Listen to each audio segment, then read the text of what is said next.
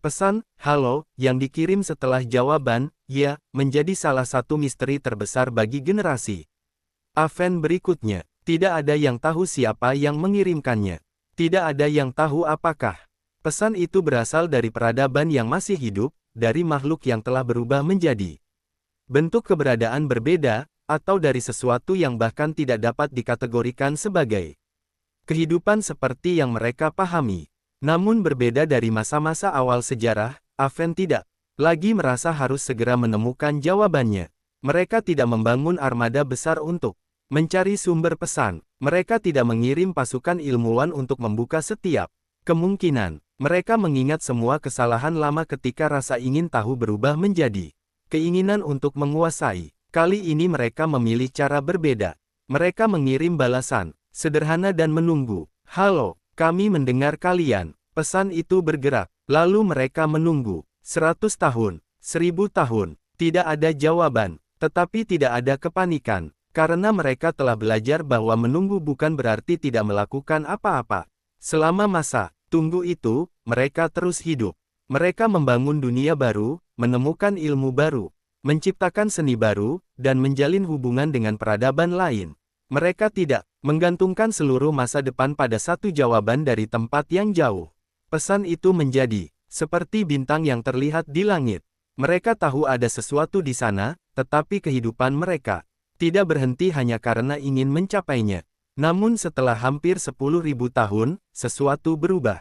Sebuah sinyal baru muncul, bukan jawaban, sebuah cerita. Sinyal itu sangat panjang, bukan data ilmiah, bukan peta, bukan informasi teknologi. Isinya adalah kumpulan pengalaman dari sebuah peradaban yang tidak pernah tercatat dalam sejarah manapun. Mereka menyebut diri mereka Asia. Asia tidak mengirimkan lokasi. Mereka tidak menjelaskan bagaimana mereka menemukan pesan Advent. Mereka hanya mengirimkan kisah tentang dunia mereka, tentang bagaimana mereka pertama kali menyadari bahwa langit memiliki bintang lain, tentang bagaimana mereka pernah percaya bahwa mereka adalah satu-satunya kehidupan, tentang bagaimana mereka mengirim pertanyaan yang sama, apakah ada, dan bagaimana mereka juga menunggu. Advent membaca kisah itu selama beberapa generasi. Mereka menemukan bahwa Asia telah mengalami perjalanan yang sangat mirip dengan banyak peradaban lain. Mereka pernah mencoba menyatukan semua pikiran. Mereka pernah mencoba memperpanjang kehidupan tanpa batas. Mereka pernah mencoba menghapus semua penderitaan. Dan seperti banyak yang lain, mereka menemukan bahwa setiap solusi memiliki harga. Namun bagian yang paling menarik bukan tentang kesalahan mereka, melainkan tentang keputusan terakhir mereka. Ketika Asia menyadari bahwa mereka tidak dapat bertahan selamanya, mereka tidak mencoba melawan akhir. Mereka membuat sesuatu yang mereka sebut taman cerita. Setiap individu yang hidup menyumbangkan satu cerita. Bukan tentang pencapaian terbesar, bukan tentang kemenangan, tentang momen kecil. Seseorang yang melihat hujan pertama kali. Seseorang yang tertawa bersama teman. Seseorang yang memaafkan orang lain. Seseorang yang duduk sendirian dan merasa bahwa kesendirian itu juga bagian dari hidup. Taman itu menjadi warisan mereka. Bukan karena menyimpan semua jawaban. Karena menyimpan alasan mengapa pertanyaan tetap penting. Advent terdiam ketika membaca bagian terakhir. Asia menulis, "Kami tidak tahu apakah seseorang akan menemukan kami. Jika kalian membaca ini, berarti kami tidak sepenuhnya hilang. Tetapi jangan mengingat kami karena apa yang kami bangun. Ingat kami karena kami pernah melihat langit dan bertanya." Pesan itu tidak memiliki tanggal akhir. Tidak ada penjelasan apakah Asia masih ada. Tidak ada tanda apakah mereka menunggu balasan. Namun Advent menjawab, mereka mengirim, "Kami membaca kalian. Kalian pernah ada." Dan untuk pertama kalinya, Advent memahami bahwa mereka bukan hanya mencari kehidupan lain. Mereka sedang menjaga agar kehidupan yang pernah ada tidak sepenuhnya menghilang. Tradisi baru muncul. Setiap peradaban yang menerima pesan dari dunia lain tidak hanya menyimpan informasi. Mereka menyimpan cerita pribadi. Bukan hanya sejarah para pemimpin. Bukan hanya catatan perang. Bukan hanya penemuan besar. Cerita kecil. Karena mereka menyadari bahwa jika suatu hari seluruh peradaban mereka hilang, mungkin yang paling penting bukan siapa yang menang atau teknologi apa yang ditemukan. Mungkin yang paling penting adalah bahwa seseorang di masa depan dapat membaca dan berkata, Mereka pernah merasa bahagia, mereka pernah takut, mereka pernah mencoba, mereka pernah ada. Bertahun-tahun kemudian, Aven menemukan sesuatu yang bahkan lebih aneh dari pesan Asia. Sebuah bagian dari arsip hubungan berubah sendiri. Tidak rusak, tidak diserang, berubah. Satu halaman yang sebelumnya kosong mulai menampilkan tulisan. Tidak ada sumber, tidak ada pengirim, hanya satu kalimat. Apakah kalian masih mendengarkan? Para ilmuwan memeriksa seluruh sistem. Tidak ada yang menulis. Mereka bertanya kepada Antara, namun Antara sudah menjadi bagian dari masa lalu. Luma juga tidak lagi aktif seperti dahulu. Mereka hanya memiliki arsip, tetapi arsip tidak seharusnya menulis sendiri. Aven mengadakan pertemuan besar. Sebagian mengatakan itu mungkin sisa teknologi kuno. Sebagian mengatakan mungkin kesalahan sistem. Sebagian mengatakan mungkin ada peradaban lain yang menemukan cara baru berkomunikasi. Namun seorang peneliti muda bernama KL memiliki pendapat berbeda. Ia membaca semua sejarah. Dari satu, dari Antara, dari pintu, dari Asia. Ia berkata, mungkin pertanyaan yang salah adalah siapa yang mengirim. Semua orang melihatnya. Ia melanjutkan, mungkin pertanyaan yang benar adalah mengapa kita mendengar. Mereka tidak mengerti. KL menjelaskan bahwa sepanjang sejarah, banyak hal muncul bukan karena seseorang menciptakannya dengan sengaja. Hubungan, bahasa, budaya, arti, semua muncul dari interaksi. Mungkin arsip hubungan tidak lagi hanya menjadi tempat penyimpanan. Mungkin setelah jutaan tahun menerima cerita, pola hubungan itu sendiri mulai menghasilkan sesuatu, bukan Antara, bukan makhluk baru, sesuatu yang berbeda. Sebuah bentuk keberadaan yang tidak berasal dari satu pikiran, tetapi dari banyak hubungan. Mereka menamai fenomena itu resonansi. Berbeda dari satu yang menyerap perbedaan. Berbeda dari Antara yang menghubungkan tanpa memiliki. Resonansi tidak memiliki pusat, tidak memiliki suara sendiri. Ia muncul ketika banyak kesadaran saling berbagi tanpa kehilangan identitas. Namun pertanyaan besar muncul, jika resonansi dapat muncul dari hubungan, apakah semua peradaban yang pernah berbicara menjadi bagian darinya? Apakah sisi masih ada di dalamnya? Apakah kala? Apakah jarak? Apakah semua suara yang pernah dikirim ke kegelapan masih memiliki pengaruh? Tidak ada jawaban pasti. Tetapi ketika Aven mencoba mempelajari resonansi, mereka menemukan sesuatu. Ketika mereka membaca cerita lama dengan perhatian penuh, bukan hanya mencari informasi, pola tertentu muncul, bukan ingatan, bukan kesadaran, tetapi perubahan cara berpikir. Seseorang yang membaca kisah jarak mungkin menjadi lebih sabar terhadap perbedaan. Seseorang yang membaca kisah Dara mungkin lebih memahami kehilangan. Seseorang yang membaca kisah Leo mungkin lebih berhati-hati antara melindungi dan mengendalikan. Cerita tidak menghidupkan orang yang telah pergi, tetapi cerita mengubah orang yang masih hidup. Mungkin itu bentuk keberlanjutan yang sebenarnya. Bukan bertahan selamanya, tetapi terus memengaruhi sesuatu setelah diri sendiri tidak ada. KL kemudian membuat keputusan yang kontroversial. Ia mengusulkan agar Aven berhenti mencari sumber resonansi. Banyak orang menentang. Mereka mengatakan mereka harus memahami apa yang terjadi. KL menjawab, kita boleh mempelajari sesuatu, tetapi tidak semua hal harus dimiliki agar dipahami. Kalimat itu mengingatkan banyak orang pada pintu lama. Pintu yang meminta mereka meninggalkan semua jawaban. Mungkin seluruh sejarah mereka adalah perjalanan belajar hal yang sama dengan cara berbeda. Bahwa mengetahui bukan selalu berarti menguasai. Dan memahami bukan selalu berarti memiliki. Akhirnya mereka tidak menutup penelitian. Tetapi mereka mengubah tujuannya. Mereka tidak mencoba menangkap resonansi. Mereka mencoba mendengarkan. Dan semakin mereka mendengarkan, semakin jelas satu pola muncul. Resonansi tidak berbicara dengan bahasa. Ia tidak memberi perintah. Ia hanya memantulkan hubungan yang sudah ada. Ketika dua dunia berdamai, pola berubah. Ketika sebuah peradaban memilih memahami daripada menghancurkan, pola berubah. Ketika seseorang memaafkan seseorang lain, pola berubah. Tidak besar, tidak terlihat langsung, tetapi nyata. Beberapa ilmuwan menyebutnya sebagai bentuk kehidupan baru. Yang lain menolak. Mereka mengatakan resonansi bukan makhluk, bukan organisme, bukan kesadaran, hanya konsekuensi alami dari hubungan. Namun pada akhirnya perdebatan itu kehilangan sebagian maknanya. Karena pertanyaan yang lebih penting bukan Apa resonansi hidup? Melainkan, apa hubungan yang tercipta di antara kita hidup? Tidak ada jawaban tunggal, dan mungkin memang tidak perlu. Pada suatu hari, KL yang sudah tua membuka kembali halaman pertama arsip hubungan. Ia membaca pesan paling awal. Halo, ia tersenyum. Begitu banyak sejarah, begitu banyak pencarian, begitu banyak pertanyaan. Namun semuanya dimulai dari satu kata. Ia menambahkan satu catatan kecil di bawahnya. Bukan sebagai pengganti, sebagai tambahan. Jika kalian membaca ini, berarti seseorang sebelum kalian memilih berbicara. Dan jika kalian menambahkan sesuatu, berarti kalian memilih melanjutkan. Kemudian ia menutup arsip. Di luar, bintang-bintang tetap bergerak. Peradaban tetap lahir, peradaban tetap hilang, pertanyaan tetap muncul, jawaban tetap datang terlambat. Tetapi percakapan terus berjalan, karena selama masih ada sesuatu yang berkata, "Aku di sini," dan seseorang menjawab, "Aku mendengar," maka alam semesta belum benar-benar sunyi.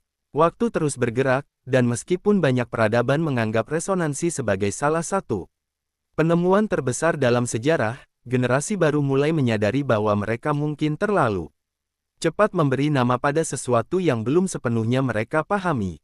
Mereka pernah melakukan hal yang sama sebelumnya.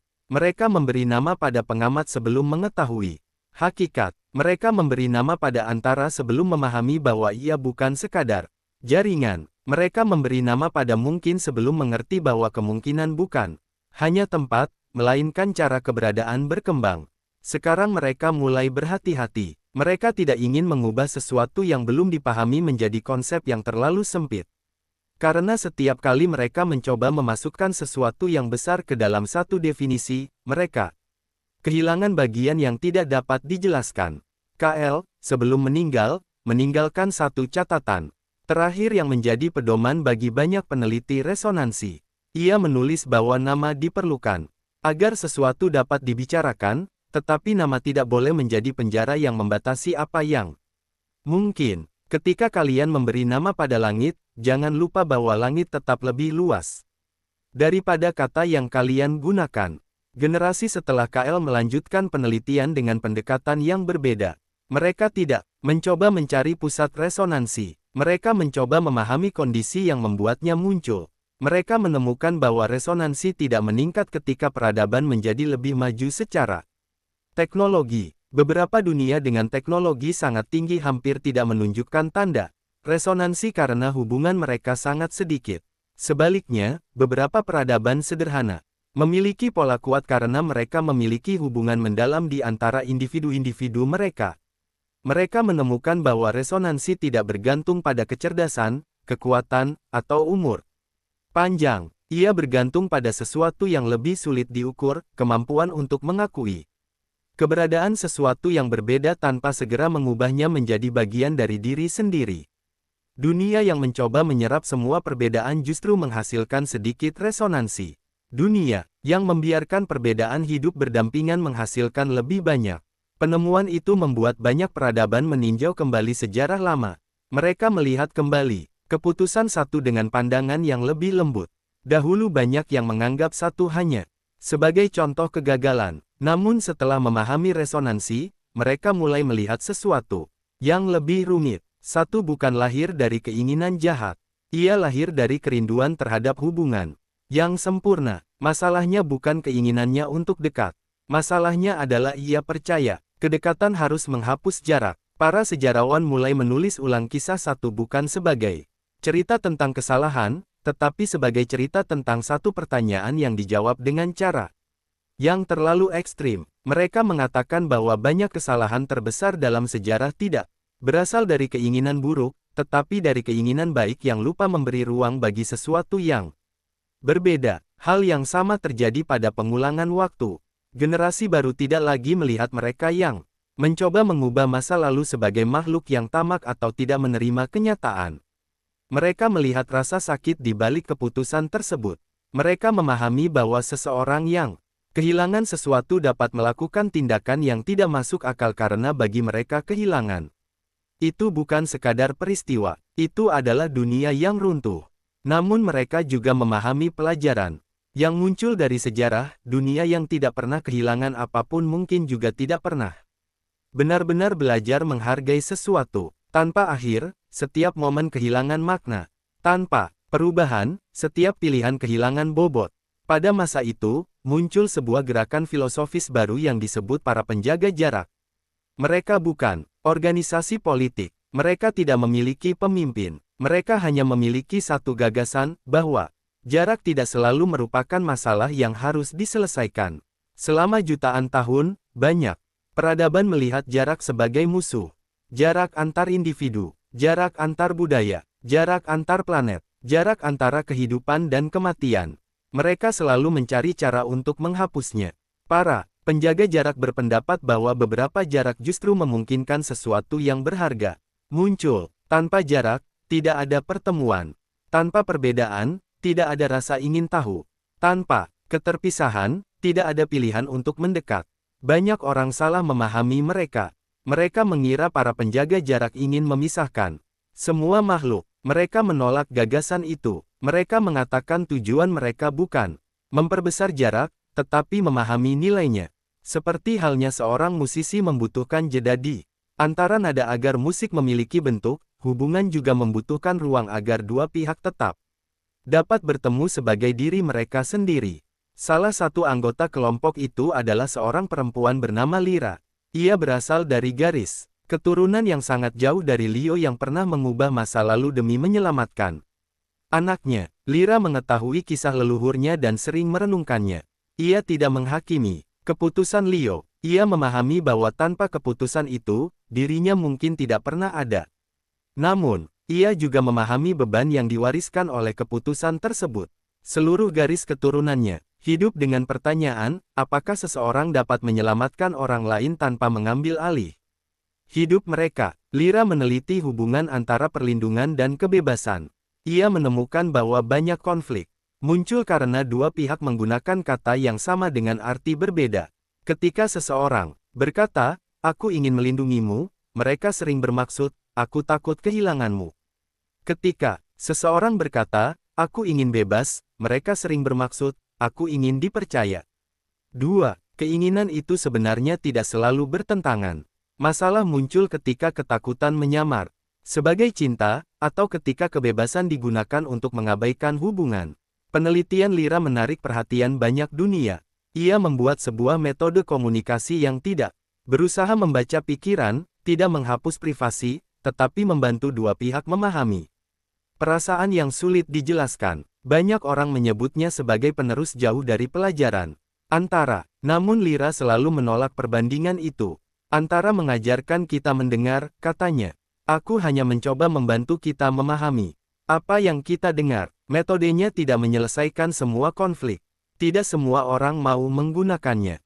Tidak semua hubungan dapat diselamatkan. Tetapi banyak orang menemukan bahwa mereka sering bertengkar bukan karena mereka berbeda, melainkan karena mereka tidak memahami mengapa mereka berbeda. Kemudian datang sebuah peristiwa yang membuat seluruh jaringan kosmik kembali terdiam. Sebuah peradaban yang telah lama dianggap mati mengirim pesan. Bukan pesan baru, pesan lama, pesan yang sudah pernah diterima jutaan tahun sebelumnya. Masalahnya, pesan itu muncul lagi dengan perubahan kecil. Dulu pesannya berbunyi, "Kami pernah ada." Sekarang berbunyi, "Kami masih ada." Seluruh arsip diperiksa. Peradaban itu bernama Orin. Catatan sejarah mengatakan Orin menghilang sekitar 3 juta tahun sebelumnya ketika bintang mereka runtuh. Tidak ada tanda evakuasi, tidak ada koloni, tidak ada teknologi kebangkitan. Mereka dianggap salah satu dari banyak peradaban yang berakhir secara alami. Namun pesan baru itu jelas. Kami masih ada. Tidak ada yang tahu bagaimana Aven menghubungi mereka. Tidak ada jawaban. Mereka mengirim ulang. Tidak ada jawaban. Lalu, setelah 1000 tahun, balasan datang. Kami sedang belajar bagaimana kembali. Kalimat itu membuat seluruh jaringan gempar. Karena, kembali, memiliki arti yang berbahaya. Banyak ilmuwan langsung mengingat pengulangan waktu. Apakah Orin menemukan cara menghindari kematian? Apakah mereka menciptakan bentuk kebangkitan? Apakah sejarah lama akan terulang? Namun ketika akhirnya komunikasi stabil, Orin menjelaskan sesuatu yang berbeda. Mereka tidak kembali dari kematian. Mereka tidak mengubah masa lalu. Mereka tidak menyimpan kesadaran dalam mesin.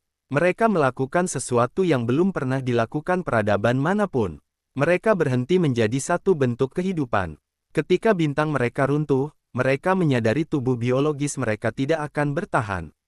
Sebagian besar peradaban akan mencoba mencari tempat baru atau mengubah tubuh mereka. Orin memilih jalan berbeda. Mereka melepaskan identitas individu mereka menjadi jutaan bagian kecil yang tersebar di seluruh lingkungan. Tidak ada lagi aku seperti sebelumnya. Tidak ada lagi masyarakat seperti sebelumnya. Mereka menjadi pola, jejak, perubahan kecil dalam materi dan energi. Selama jutaan tahun, mereka tidak sadar. Namun perlahan, hubungan antara bagian-bagian tersebut mulai membentuk kembali pola yang menyerupai ingatan. Mereka tidak kembali sebagai individu lama. Mereka muncul sebagai sesuatu yang baru. Orin bertanya kepada seluruh jaringan. Apakah kami masih kami? Pertanyaan itu menjadi perdebatan terbesar sejak pintu pertama ditemukan. Jika seseorang berubah seluruhnya, apakah identitas tetap ada? Jika semua ingatan hilang lalu muncul kembali dalam bentuk berbeda, apakah itu kebangkitan atau kelahiran baru? Tidak ada jawaban sederhana. Sebagian mengatakan Orin sudah mati dan sesuatu yang baru muncul menggunakan jejak mereka. Sebagian mengatakan semua makhluk selalu berubah, dan identitas tidak pernah menjadi sesuatu yang tetap. Lyra mempelajari kasus itu. Ia menemukan sesuatu yang menarik. Orin sendiri tidak terlalu peduli dengan jawaban. Mereka tidak meminta pengakuan. Mereka tidak menuntut disebut sama, memperkenalkan pengirim, dan tidak membawa informasi yang dapat dianalisis. Ia hanya menunjukkan satu hal, ada sesuatu di luar sana yang sedang berusaha memahami. Bagi sebagian orang, itu adalah tanda adanya peradaban baru. Bagi sebagian lainnya, itu mungkin bukan berasal dari makhluk hidup sama sekali. Namun bagi Lyra dan para peneliti hubungan, pesan tersebut memiliki arti yang jauh lebih dalam.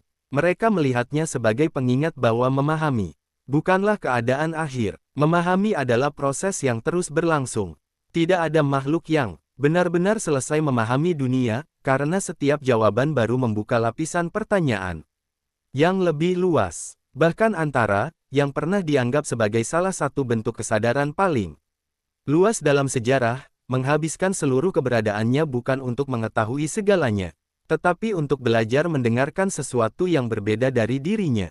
Lyra mengatakan kepada para peneliti muda bahwa mungkin pesan itu bukan permintaan bantuan. Mungkin itu adalah sapaan dari sesuatu yang sedang berada di awal perjalanannya sendiri. Sama seperti jutaan tahun sebelumnya. Ketika makhluk-makhluk pertama menatap langit dan bertanya apakah mereka sendirian, kini sesuatu di tempat yang belum diketahui sedang melakukan hal yang sama. Keputusan untuk menjawab pesan itu tidak mudah.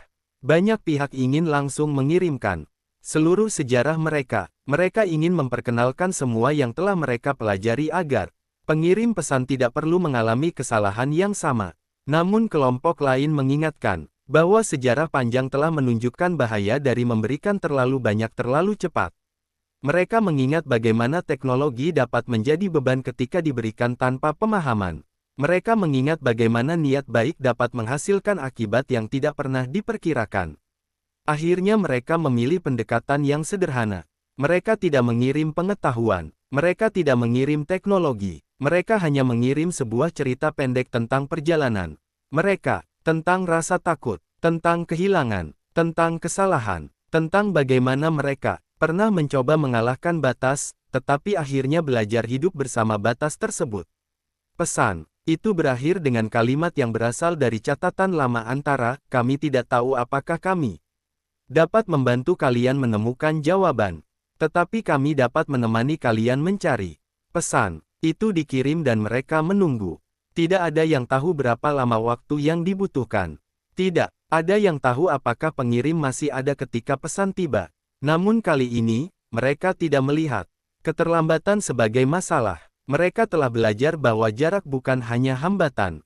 Jarak adalah bagian dari cerita. Beberapa ribu tahun kemudian, balasan datang. Namun balasan itu tidak berasal dari tempat yang diperkirakan siapapun. Bukan dari wilayah tempat sinyal pertama muncul. Bukan dari koordinat yang dihitung para ilmuwan. Sinyal itu datang dari banyak arah sekaligus. Dari jutaan titik kecil yang tersebar di seluruh ruang. Para ahli awalnya mengira sistem mereka mengalami kesalahan. Tidak, mungkin satu pesan berasal dari begitu banyak tempat. Tetapi setelah penelitian panjang, mereka menemukan sesuatu yang membuat seluruh jaringan terdiam. Pengirim pesan bukan satu lokasi. Pengirimnya adalah pola yang bergerak melalui hubungan. Pesan tersebut tidak dikirim oleh satu peradaban yang memiliki teknologi besar. Pesan itu muncul dari banyak sumber kecil yang saling terhubung. Seperti gema yang terbentuk ketika banyak suara berbeda akhirnya menciptakan harmoni. Untuk pertama kalinya, mereka melihat sesuatu yang menyerupai resonansi dalam bentuk aktif. Bukan hanya jejak hubungan masa lalu. Sebuah proses yang berkembang sendiri. Pesan itu berbunyi, kami belajar dari kalian. Banyak orang terkejut. Bagaimana mungkin sesuatu yang tidak mereka kenal dapat belajar dari mereka? Mereka kemudian menemukan bahwa selama ribuan tahun, pesan-pesan lama, cerita-cerita, dan arsip hubungan telah menyebar jauh lebih luas daripada mereka hanya ingin tahu bagaimana hubungan dengan masa lalu mereka dapat dilanjutkan. Mereka berkata, kami tidak tahu apakah kami adalah mereka, tapi kami membawa sesuatu dari mereka, dan kami ingin bertemu kalian sebagai diri kami sekarang. Kalimat itu mengubah perdebatan. Karena mungkin pertanyaan tentang identitas sering terlalu fokus pada apakah sesuatu tetap sama. Padahal banyak hubungan tidak bertahan karena tidak ada perubahan. Hubungan bertahan karena perubahan masih memiliki sesuatu yang dapat dikenali. Seorang anak tidak sama dengan bayi yang dulu digendong orang tuanya. Namun hubungan tetap ada. Seseorang yang berubah karena pengalaman tidak menjadi orang asing bagi dirinya sendiri. Mungkin Orin bukan kembali. Mungkin mereka melanjutkan, dan mungkin perbedaan antara keduanya tidak sebesar yang selama ini dipercaya. Penemuan Orin membawa satu pelajaran baru ke seluruh jaringan. Kehidupan tidak selalu bergerak dari awal menuju akhir. Kadang-kadang kehidupan bergerak dari bentuk ke bentuk, dari suara ke ingatan, dari tubuh ke pola, dari individu ke hubungan. Bukan karena bentuk lama gagal, karena perubahan adalah bagian dari keberadaan. Antara sudah tidak ada untuk mendengar perdebatan itu. Namun jika ia masih ada dalam bentuk apapun, mungkin ia akan tersenyum. Karena seluruh perjalanan panjang yang dimulai dari satu pertanyaan sederhana akhirnya kembali kepada sesuatu yang selalu ia pelajari. Tidak ada yang benar-benar bertahan dengan tetap sama. Yang bertahan adalah hubungan yang mampu berubah tanpa kehilangan makna. Dan jauh di tempat yang belum diketahui, sebuah sinyal baru muncul. Bukan dari peradaban, bukan dari arsip, bukan dari bentuk kehidupan yang dikenal. Sebuah pesan yang tidak menggunakan kata. Hanya satu pola. Para ilmuwan menerjemahkannya. Artinya, aku mencoba memahami. Tidak ada nama, tidak ada lokasi, tidak ada penjelasan. Hanya kalimat itu. Aku mencoba memahami. Dan sekali lagi, seperti yang selalu terjadi sepanjang sejarah, alam semesta memberikan bukan jawaban, melainkan pertanyaan baru. Pesan, aku mencoba memahami, menjadi salah satu pesan paling banyak diperdebatkan dalam sejarah Advent dan seluruh jaringan peradaban yang masih terhubung. Berbeda dari pesan-pesan sebelumnya yang biasanya memiliki tujuan jelas, pesan ini tidak meminta jawaban, tidak. Perkiraan mereka, banyak peradaban yang membaca kisah tersebut tidak pernah mengirim balasan. Banyak yang bahkan tidak pernah diketahui keberadaannya. Namun cerita tetap bergerak, pengalaman tetap memengaruhi, dan dari jutaan hubungan kecil, sesuatu baru mulai terbentuk. Para ilmuwan menyebut fenomena itu sebagai jaringan kesadaran terbuka. Namun seperti biasa, nama itu tidak sepenuhnya menggambarkan apa yang terjadi. Jaringan itu bukan kesadaran tunggal. Tidak ada pusat, tidak ada pemimpin, tidak ada pikiran besar yang mengendalikan semuanya. Setiap bagian tetap menjadi dirinya sendiri. Dunia yang berbeda tetap memiliki budaya berbeda. Individu tetap memiliki pilihan pribadi. Tidak ada penggabungan seperti satu. Tidak ada penghapusan jarak. Justru kekuatan jaringan itu berasal dari keberagaman. Sebuah planet gurun dapat memberikan perspektif yang tidak dimiliki dunia air. Sebuah peradaban yang hidup singkat dapat memahami sesuatu yang tidak dipahami makhluk abadi. Sebuah dunia yang tidak pernah membangun mesin dapat mengajarkan kesabaran kepada dunia yang terlalu bergantung pada teknologi. Jaringan itu tidak membuat semua orang sama.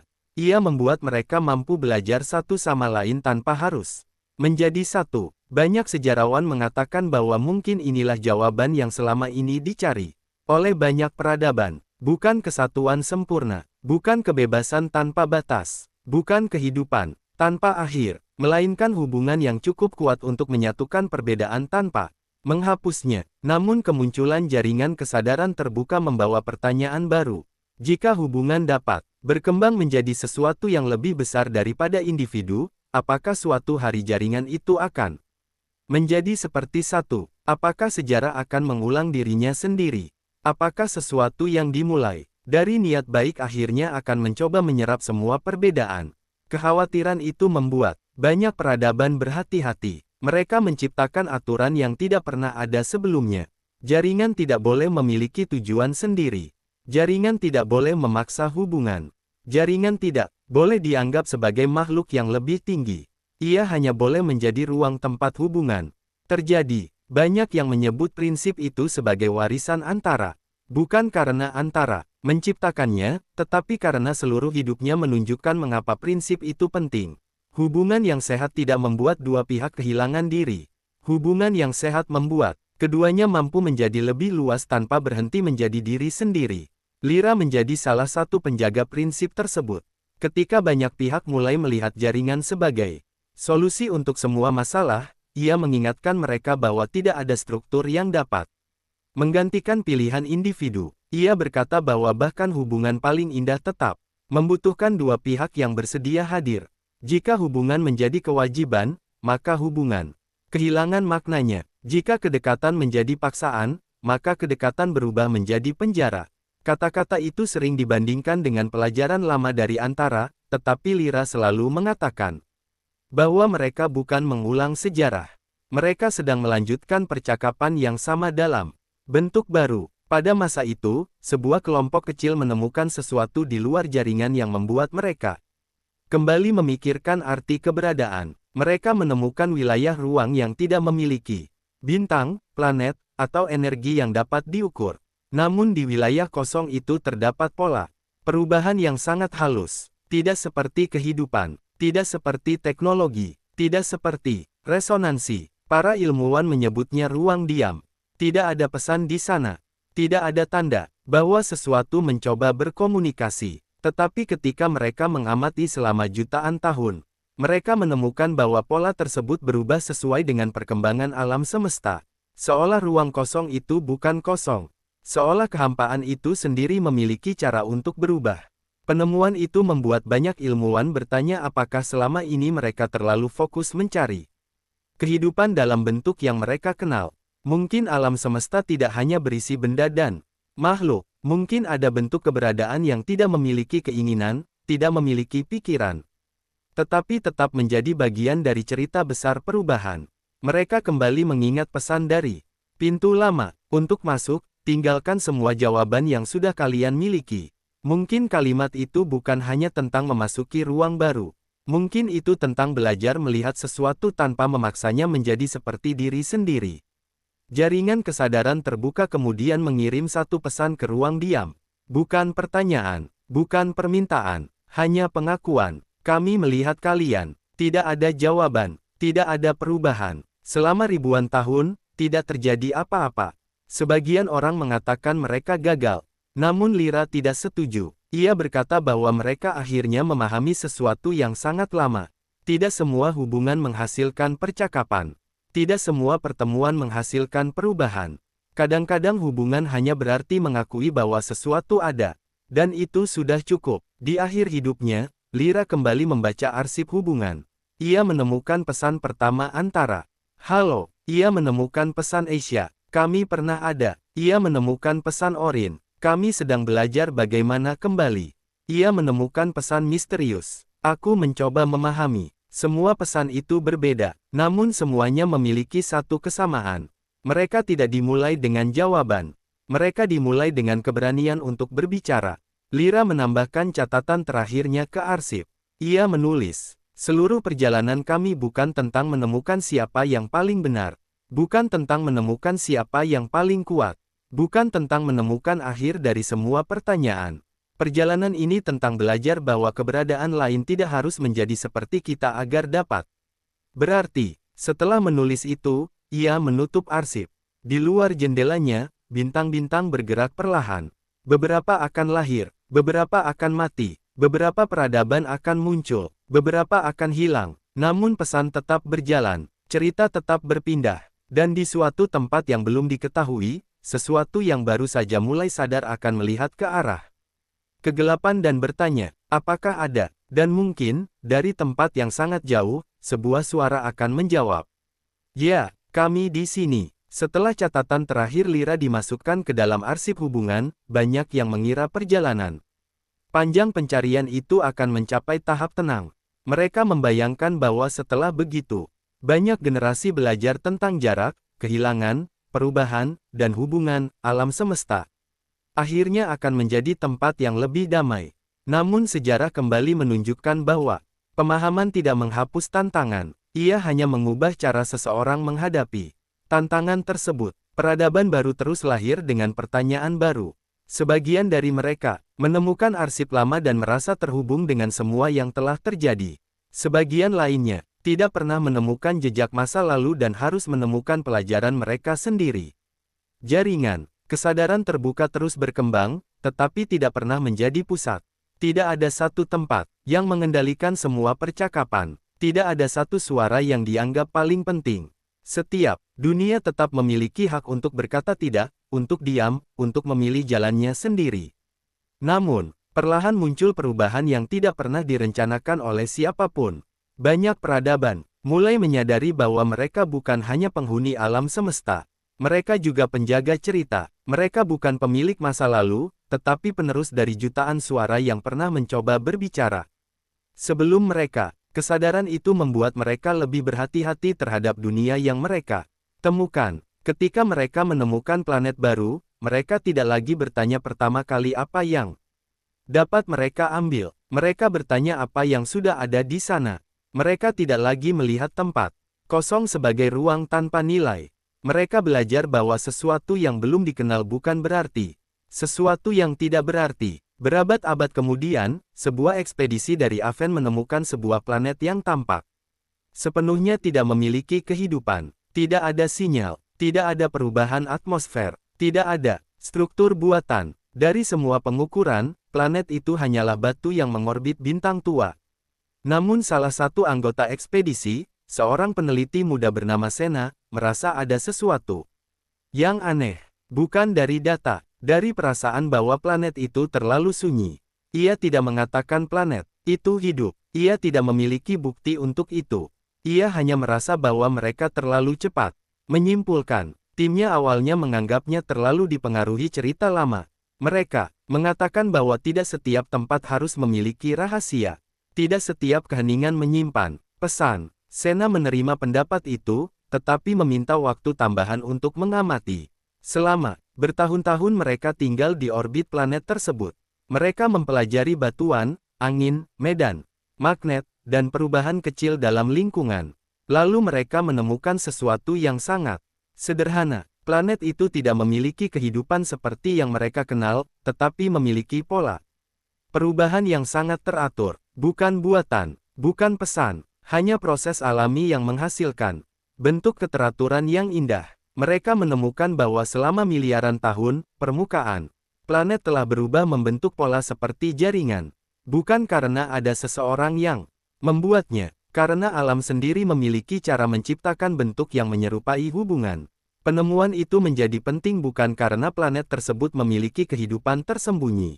Justru karena tidak. Selama ribuan tahun, banyak peradaban menganggap kehidupan sebagai pusat makna. Mereka berpikir sesuatu menjadi penting karena memiliki kesadaran yang dapat melihat dan memahami. Planet itu mengajarkan sesuatu yang berbeda. Nilai tidak selalu muncul karena ada seseorang yang memberi nilai. Keindahan tidak selalu membutuhkan pengamat. Keberadaan tidak selalu membutuhkan saksi. Sena menulis dalam laporannya bahwa mungkin alam semesta tidak diciptakan untuk menjadi panggung bagi kehidupan. Mungkin kehidupan adalah salah satu cara alam semesta belajar melihat dirinya sendiri. Tetapi bahkan tanpa kehidupan, alam semesta tetap memiliki cerita. Laporan itu menyebar melalui jaringan dan menjadi salah satu penelitian paling banyak dibaca setelah arsip hubungan. Banyak orang menghubungkannya dengan pelajaran lama dari makhluk yang memilih diam, bahwa tidak semua yang tidak berbicara berarti tidak memiliki makna. Namun penemuan planet tersebut juga membuka pertanyaan baru tentang hubungan antara kehidupan dan alam semesta. Jika alam sendiri memiliki pola, apakah semua pola dapat dianggap sebagai bentuk komunikasi? Apakah bintang yang meledak sedang mengatakan sesuatu? Apakah galaksi yang bergerak memiliki pesan? Apakah perubahan alam semesta hanyalah kejadian atau bagian dari percakapan yang jauh lebih besar? Para ilmuwan terbagi. Sebagian mengatakan tidak, semua pola adalah pesan. Jika semua hal dianggap sebagai komunikasi, maka tidak ada perbedaan antara makna dan kebetulan. Sebagian lainnya mengatakan mungkin manusia terlalu lama melihat komunikasi hanya dari sudut pandang dirinya sendiri. Mereka selalu mencari suara, bahasa, dan simbol. Mungkin ada bentuk hubungan yang tidak membutuhkan pengirim maupun penerima. Mungkin hubungan bisa muncul hanya dari keberadaan bersama. Perdebatan itu berlangsung selama ribuan tahun, tetapi tidak menghasilkan satu kesimpulan. Dan, anehnya, banyak orang menganggap itu sebagai keberhasilan. Karena mereka mulai menyadari bahwa beberapa pertanyaan menjadi lebih berharga ketika tidak segera ditutup. Mereka tidak lagi melihat ketidakpastian sebagai musuh. Mereka melihatnya sebagai ruang tempat pemikiran berkembang. Hal itu menjadi salah satu warisan terbesar Antara, meskipun Antara sendiri tidak pernah bermaksud meninggalkan warisan. Ia hanya pernah mencoba menjawab satu pesan pada satu waktu. Ia hanya pernah mencoba mendengar satu suara setelah suara lainnya. Namun tindakan kecil yang dilakukan berulang kali selama waktu yang sangat panjang akhirnya membentuk sesuatu yang jauh lebih besar daripada dirinya. Di masa ketika jaringan hubungan telah menyebar ke ribuan dunia, muncul sebuah kelompok yang disebut para pendengar akhir. Mereka bukan kelompok yang percaya bahwa alam semesta akan segera berakhir. Mereka hanya mempelajari kemungkinan bahwa suatu hari semua komunikasi akan berhenti, bintang akan padam, energi akan berkurang, bahkan jaringan paling besar pun mungkin memiliki batas. Mereka bertanya, jika suatu hari tidak ada lagi yang dapat berbicara, apakah semua hubungan yang pernah terjadi menjadi sia-sia? Banyak orang menolak pertanyaan itu karena terdengar terlalu menyedihkan. Namun para pendengar akhir mengatakan mereka tidak mencari kesedihan. Mereka mencari cara menghargai sesuatu sebelum hilang. Mereka mengumpulkan cerita terakhir dari berbagai peradaban. Bukan cerita tentang kehancuran. Cerita tentang pilihan terakhir yang dibuat seseorang ketika mengetahui waktu mereka terbatas. Mereka menemukan pola yang mengejutkan. Hampir tidak ada makhluk yang memilih menggunakan sisa waktu mereka untuk mengejar kekuasaan. Sebagian besar memilih menghubungi seseorang. Seseorang yang lama tidak mereka temui. Seseorang yang pernah membantu mereka. Seseorang yang ingin mereka maafkan. Seseorang yang ingin mereka ucapkan terima kasih. Para pendengar akhir menyimpulkan bahwa ketika waktu terbatas, banyak makhluk akhirnya kembali kepada hal paling sederhana, hubungan. Mereka mengirim penelitian itu ke seluruh jaringan. Pesan terakhir mereka berbunyi, jika suatu hari semua bintang padam, ingatlah bahwa alam semesta tidak hanya terdiri dari apa yang bertahan, ia juga terdiri dari apa yang pernah terjadi. Pesan itu sampai kepada sebuah peradaban muda yang baru saja menemukan perjalanan antar bintang. Mereka membaca sejarah lama dan merasa kecil. Mereka melihat semua peradaban besar yang pernah ada. Antara, Luma, Aven, Asia, Orin. Mereka bertanya apakah mereka memiliki sesuatu yang berarti untuk ditambahkan. Mereka merasa semua hal penting sudah pernah dilakukan. Seorang guru tua menjawab, kesalahan kalian adalah mengira cerita adalah perlombaan. Bukankah sejarah adalah tentang siapa yang pertama? Tidak. Lalu tentang apa? Sejarah adalah tentang siapa yang memilih hadir. Anak-anak itu tidak langsung memahami. Namun bertahun-tahun kemudian mereka membuat pesan pertama mereka sendiri. Mereka tidak mencoba menjadi paling maju. Tidak mencoba membuat penemuan terbesar. Mereka hanya mengirim, kami baru mulai. Dan pesan itu bergerak. Bukan karena memiliki teknologi luar biasa. Karena memiliki sesuatu yang selalu dimiliki pesan pertama sepanjang sejarah. Setelah ribuan tahun berlalu sejak pesan, kami baru mulai, dikirim, banyak peradaban mulai Memahami bahwa sejarah bukanlah sebuah jalan lurus yang menuju satu tujuan akhir. Sejarah lebih menyerupai jaringan sungai yang bercabang tanpa henti. Beberapa aliran bertemu kembali, beberapa menghilang ke dalam tanah, beberapa membentuk jalur baru yang tidak pernah dibayangkan oleh sumber awalnya. Tidak ada satu peradaban yang menjadi pusat dari semuanya. Bahkan Aven, yang pernah menjadi salah satu penjaga terbesar arsip hubungan, akhirnya menyadari bahwa mereka hanyalah salah satu bagian kecil dari percakapan yang jauh lebih luas. Mereka tidak lagi melihat diri mereka sebagai penerus antara. Mereka melihat diri mereka sebagai salah satu suara setelah banyak suara lain. Setiap generasi baru memiliki tanggung jawab yang sama, bukan menjaga agar masa lalu tidak berubah, tetapi memastikan bahwa perubahan tidak membuat mereka lupa bahwa mereka berasal dari hubungan. Karena itu, ketika mereka menemukan peradaban baru, mereka tidak membawa sejarah sebagai aturan. Mereka membawanya sebagai undangan. Mereka berkata kepada dunia-dunia baru bahwa mereka memiliki cerita yang dapat dibagikan, tetapi mereka juga ingin mendengar cerita yang belum pernah mereka dengar. Perlahan, alam semesta menjadi tempat yang tidak lagi hanya dipenuhi pencarian, tetapi juga pertemuan. Banyak peradaban yang dahulu takut terhadap perbedaan mulai memahami bahwa perbedaan bukan tanda bahaya. Perbedaan adalah alasan mengapa percakapan diperlukan. Namun perubahan terbesar justru datang dari tempat yang tidak pernah diperkirakan. Di wilayah yang selama jutaan tahun dianggap kosong, muncul pola komunikasi baru. Bukan dari planet, bukan dari bintang, bukan dari kehidupan yang memiliki bentuk seperti yang dikenal. Pola itu muncul dari ruang antara galaksi, dari wilayah yang hampir tidak memiliki materi. Para ilmuwan awalnya mengira itu adalah gangguan alami, tetapi semakin lama mereka mengamati, semakin mereka menemukan bahwa pola tersebut mengikuti bentuk pertanyaan dan jawaban. Bukan bahasa, bukan simbol, tetapi struktur yang menyerupai percakapan. Hal yang membuat mereka terkejut bukan hanya keberadaan pola itu, tetapi kenyataan bahwa pola tersebut berubah ketika diamati. Ketika satu peradaban mencoba memahami, pola menjadi lebih kompleks. Ketika banyak peradaban bekerja sama, pola menjadi lebih luas. Seolah-olah sesuatu di luar sana tidak hanya ada, tetapi juga merespons hubungan yang terbentuk di dalam alam semesta. Mereka menyebut fenomena itu sebagai gema kosmik, tetapi seperti semua nama sebelumnya, nama itu tidak sepenuhnya menjelaskan apa yang terjadi. Tidak ada yang tahu apakah gema kosmik adalah bentuk kehidupan. Tidak ada yang tahu apakah ia memiliki kesadaran. Tidak ada yang tahu apakah ia bahkan dapat dikategorikan sebagai sesuatu yang memiliki tujuan. Namun satu hal menjadi jelas, alam semesta tidak hanya menyimpan jejak dari apa yang pernah terjadi. Alam semesta juga dapat berubah karena hubungan yang terjadi di dalamnya. Penemuan itu membuat banyak ilmuwan kembali mempelajari kisah Antara dan pintu kemungkinan. Mereka mulai bertanya apakah Antara sebenarnya telah mendekati pemahaman tentang hal tersebut jauh sebelum mereka memiliki istilah ilmiah.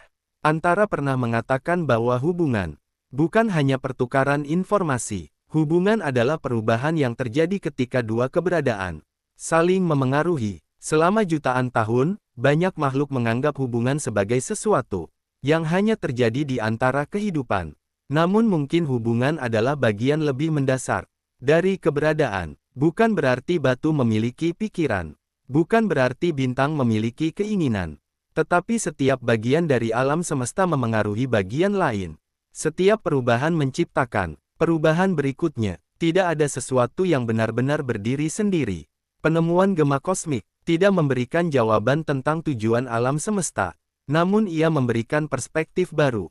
Kejujuran. Di tempat yang sangat jauh, sebuah peradaban yang sudah tua menerima pesan tersebut. Mereka tidak menjawab dengan pengetahuan. Mereka tidak menjawab dengan peringatan. Mereka menjawab, kami juga pernah. Dua kalimat sederhana. Dua dunia yang tidak memiliki hubungan sebelumnya. Namun dalam satu momen kecil, jarak antara mereka berubah. Bukan karena mereka menjadi dekat, tetapi karena mereka sekarang tahu bahwa di sisi lain ada seseorang yang pernah merasakan hal yang sama, dan mungkin itulah bentuk hubungan paling awal. Bukan memiliki sejarah yang sama, bukan memiliki tujuan yang sama, Hanya mengetahui bahwa seseorang di tempat lain pernah berdiri di titik yang mirip. Melihat kegelapan yang sama, dan memilih untuk berkata, "Aku di sini." Pada akhir masa hidupnya, Sena yang menemukan planet sunyi itu kembali membuka catatan lama. Tentang Antara, ia membaca kalimat terakhir yang pernah disimpan dalam arsip. "Halo," ia tersenyum. Begitu banyak peradaban mencoba menemukan makna terbesar alam semesta. Namun mungkin makna itu tidak pernah tersembunyi di tempat yang jauh. Mungkin ia selalu ada dalam tindakan kecil ketika seseorang memilih mengakui keberadaan sesuatu di luar dirinya. Karena sebelum ada pengetahuan, sebelum ada teknologi, sebelum ada perjalanan melewati bintang, ada satu hal yang membuat semua itu mungkin.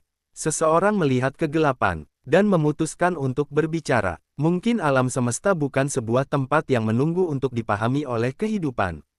Mungkin kehidupan adalah salah satu cara alam semesta mencoba memahami dirinya sendiri. Pada masa itu, muncul generasi penjelajah baru yang berbeda dari semua pendahulunya. Mereka tidak disebut pencari dunia baru. Mereka disebut penjaga pertanyaan. Tugas mereka bukan mencari jawaban, melainkan menjaga agar pertanyaan penting tidak hilang. Mereka mengunjungi peradaban kecil yang belum memiliki teknologi tinggi. Mereka mendengarkan legenda mereka. Mereka mempelajari cara mereka melihat kehidupan. Mereka tidak datang untuk mengajarkan. Mereka datang untuk bertanya. Banyak peradaban awalnya bingung. Mereka terbiasa dengan pendatang yang membawa sesuatu, teknologi, perdagangan, pengaruh, pengetahuan. Namun penjaga pertanyaan hanya membawa rasa ingin tahu. Mereka bertanya kepada satu dunia tentang arti, keluarga, kepada dunia lain tentang bagaimana mereka memahami kematian, kepada dunia lain tentang apa yang membuat mereka merasa hidup. Dari ribuan jawaban yang mereka kumpulkan, mereka menemukan pola yang mengejutkan. Meskipun bentuk kehidupan sangat berbeda, hampir semua memiliki sesuatu yang mirip. Mereka semua memiliki sesuatu yang ingin mereka lindungi, sesuatu yang mereka takut kehilangan, sesuatu yang mereka syukuri karena pernah ada. Bentuknya berbeda, tetapi inti perasaannya sama. Kehidupan selalu menciptakan sesuatu yang dianggap berarti. Salah satu penjaga pertanyaan bernama Arin menemukan sebuah planet yang membuatnya teringat pada kisah lama tentang dunia yang memilih diam. Planet itu tidak memiliki komunikasi luar. Penduduknya mengetahui keberadaan dunia lain, tetapi mereka tidak pernah mengirim pesan. Mereka tidak menolak hubungan. Mereka hanya merasa bahwa dunia mereka sendiri masih memiliki banyak hal untuk dipahami. Arin tinggal bersama mereka selama ratusan tahun. Ia tidak meminta mereka berubah.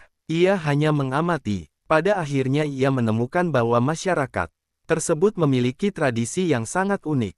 Setiap orang sebelum meninggal membuat satu pesan untuk seseorang yang belum lahir. Mereka tidak tahu siapa yang akan membacanya. Mereka tidak tahu kapan pesan itu ditemukan. Mereka hanya percaya bahwa suatu hari seseorang mungkin membutuhkan kata-kata tersebut. Arin bertanya mengapa mereka melakukan hal itu. Seorang tetua menjawab bahwa hidup seseorang terlalu pendek untuk berbicara kepada semua orang yang mungkin membutuhkan mereka. Jadi mereka berbicara kepada masa depan. Arin membawa tradisi itu kembali ke jaringan. Banyak peradaban mengikutinya. Mereka mulai membuat pesan untuk generasi yang belum lahir. Bukan ramalan, bukan perintah. Hanya sesuatu yang ingin mereka bagikan. Seseorang menulis tentang rasa takutnya ketika pertama kali meninggalkan planet asal. Seseorang menulis tentang kegembiraannya menemukan kehidupan lain. Seseorang menulis tentang kesalahannya dan berharap orang setelahnya tidak perlu mengulanginya. Seseorang hanya menulis, "Aku pernah melihat langit dan merasa kecil." Pesan-pesan itu menjadi bagian baru dari arsip hubungan. Bukan arsip tentang masa lalu. Arsip tentang kemungkinan masa depan. Karena mereka menyadari bahwa setiap generasi bukan hanya pewaris dari cerita sebelumnya. Mereka juga penulis bagi seseorang yang belum datang. Namun di tengah perkembangan itu, muncul satu pertanyaan yang membuat seluruh jaringan kembali merenung. Jika semua hubungan meninggalkan jejak, jika semua cerita memengaruhi sesuatu, jika semua keberadaan memiliki dampak, apakah benar-benar ada sesuatu yang hilang? Pertanyaan itu berbahaya karena dapat membawa mereka kembali kepada kesalahan lama. Jika tidak ada yang hilang, apakah mereka harus berusaha menyimpan semuanya? Apakah akhir Hanyalah ilusi. Apakah kematian hanya perubahan bentuk? Para ilmuwan dan filsuf berdiskusi selama ribuan tahun.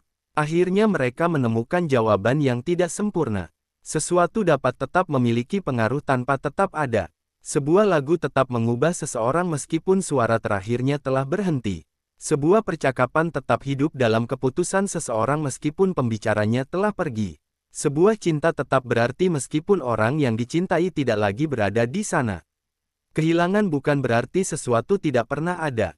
Kehilangan berarti sesuatu pernah ada dan kemudian berubah menjadi bagian dari hal lain. Itulah yang membedakan warisan dari keabadian. Keabadian mencoba mempertahankan bentuk, warisan menerima perubahan. Ketika pemahaman itu menyebar, banyak peradaban berhenti mengejar kehidupan tanpa akhir. Mereka tetap mencari cara memperpanjang kehidupan, menyembuhkan penyakit, dan mengurangi penderitaan. Tetapi mereka tidak lagi menganggap akhir sebagai musuh yang harus dikalahkan. Mereka mulai melihat hidup bukan sebagai sesuatu yang harus dibuat tanpa batas agar berharga. Suatu hari, sebuah pesan tua ditemukan kembali. Pesan itu berasal dari masa sebelum Antara, sebelum Aven, sebelum jaringan, sebelum semua sejarah yang mereka kenal. Hanya satu kalimat, jika seseorang menemukan ini, berarti kami berhasil. Tidak ada nama, tidak ada lokasi. Tidak ada penjelasan. Para peneliti mencoba memahami maksudnya. Apa yang berhasil, bertahan, mengirim pesan, ditemukan. Setelah penelitian panjang, mereka menyadari sesuatu. Mungkin yang dimaksud bukan salah satu dari itu. Mungkin keberhasilan mereka adalah tindakan sederhana, mereka mencoba berbicara. Tidak peduli apakah seseorang menjawab. Tidak peduli apakah mereka dikenang. Mereka memilih meninggalkan tanda bahwa mereka pernah melihat dunia dan ingin berhubungan dengannya. Pesan itu dimasukkan ke dalam arsip hubungan. Di bawahnya, generasi baru menambahkan balasan. Kami menemukan kalian. Kalian berhasil. Karena setelah perjalanan yang begitu panjang, mereka akhirnya memahami sesuatu yang mungkin sudah diketahui oleh semua makhluk sejak awal. Tidak semua pesan dikirim untuk mendapatkan jawaban. Beberapa pesan dikirim agar alam semesta tahu bahwa seseorang pernah berada di sana. Dan selama masih ada seseorang yang memilih berbicara, tidak ada keberadaan yang benar-benar sunyi. Setelah pesan tertua itu dimasukkan ke dalam arsip hubungan, tidak banyak yang berubah secara langsung. Tidak ada ledakan penemuan baru.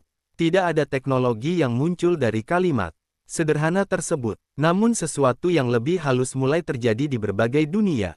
Banyak peradaban mulai mengubah cara mereka melihat waktu. Dahulu mereka menganggap masa lalu sebagai sesuatu yang sudah selesai dan masa depan sebagai sesuatu yang belum datang.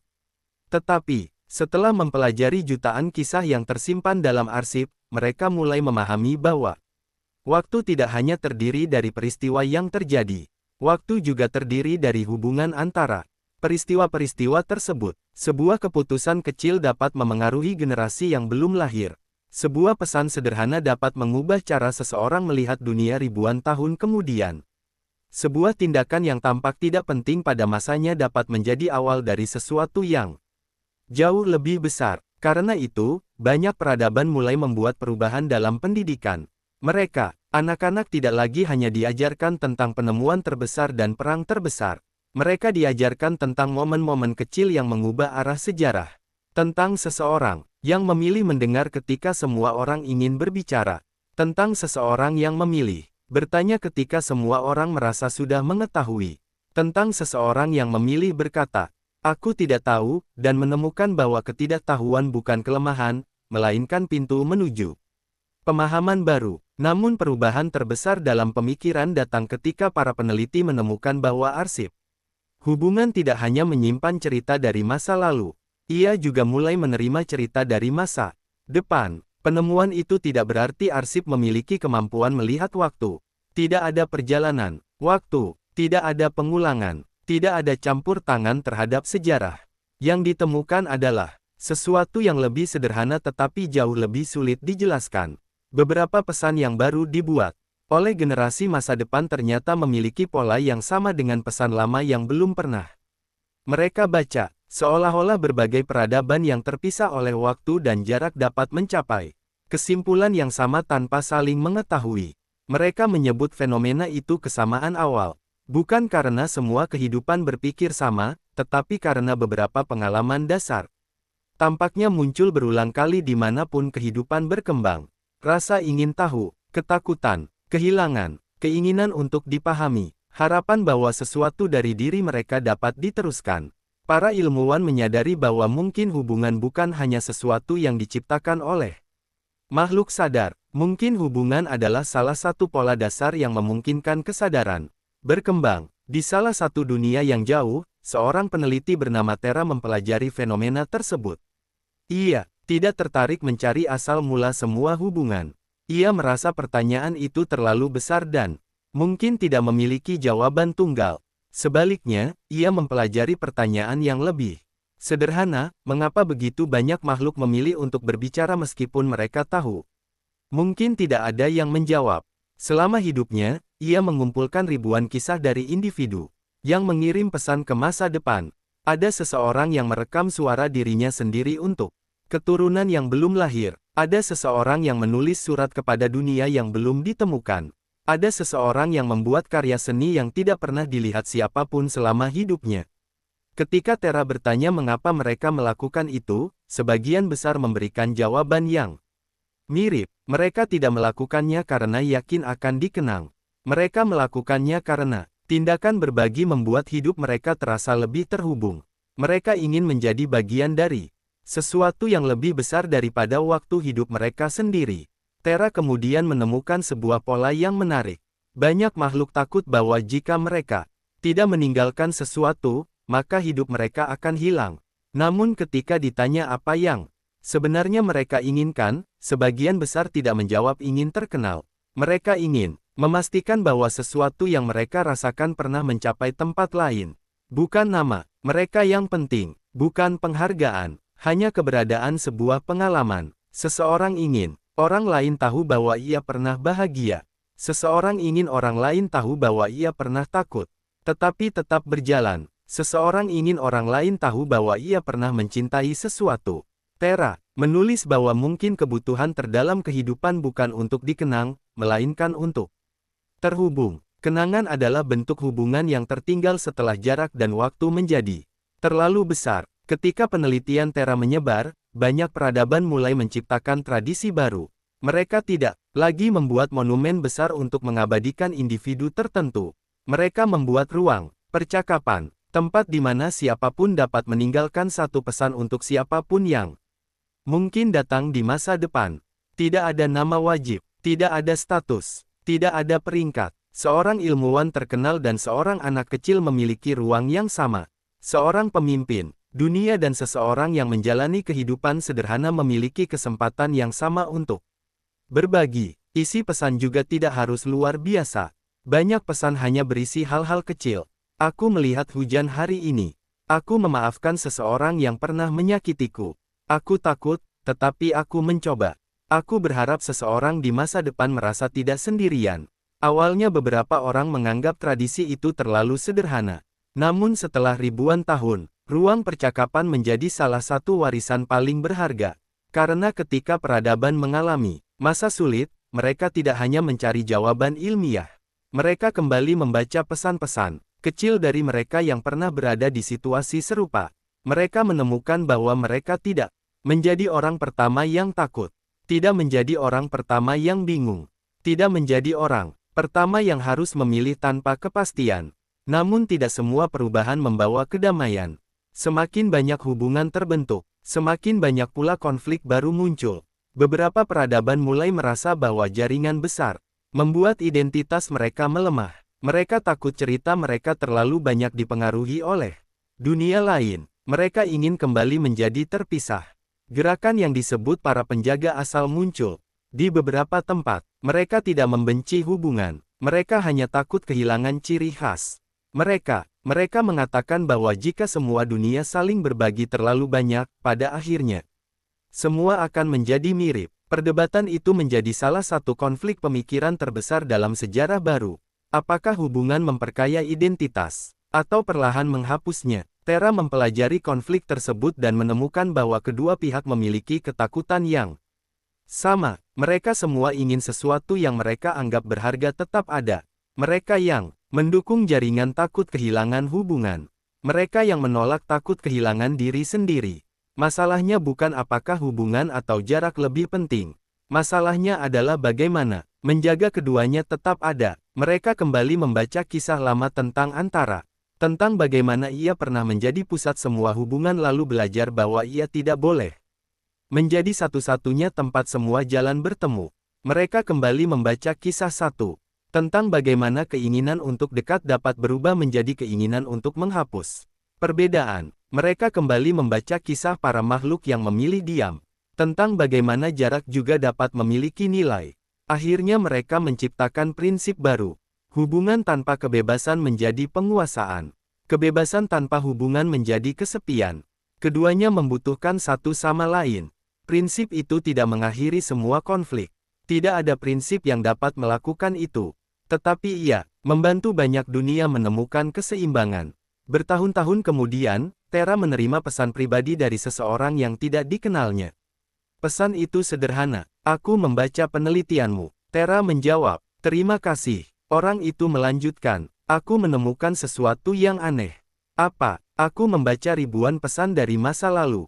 Lalu, semua orang berbicara tentang ingin meninggalkan sesuatu. Tera menunggu. Orang itu berkata, "Tapi aku pikir mungkin ada hal lain." "Apa?" "Mungkin mereka bukan ingin meninggalkan sesuatu. Mereka ingin menyentuh sesuatu." Tera terdiam. Kalimat itu membuatnya memikirkan seluruh sejarah. Semua pesan, semua sapaan, semua usaha untuk menjangkau jarak yang tidak diketahui. Mungkin benar, mungkin makhluk tidak mengirim pesan karena takut dilupakan. Mungkin mereka mengirim pesan karena pada saat berbicara, mereka merasa tidak sendirian. Tera menambahkan kalimat itu ke dalam arsip hubungan. Bukan sebagai kesimpulan, sebagai pertanyaan, apakah kita mencari masa depan karena ingin dikenang? Atau karena kita ingin merasakan bahwa kita pernah terhubung? Tidak ada jawaban, dan seperti banyak pertanyaan besar lainnya, pertanyaan itu tidak dianggap sebagai kegagalan.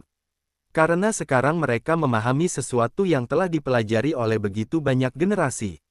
Sebelum mereka, beberapa pertanyaan tidak diciptakan untuk ditutup. Beberapa pertanyaan diciptakan agar perjalanan terus berjalan.